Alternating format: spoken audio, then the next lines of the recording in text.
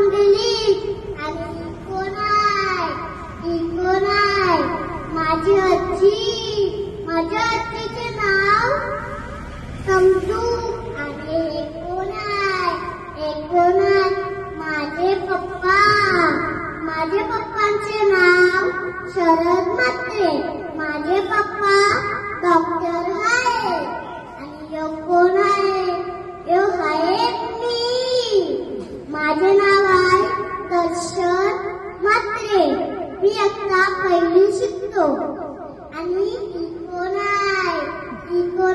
माझी बहीण. तिचं नाव आहे दृष्टी. ती आता चौथी शिकते.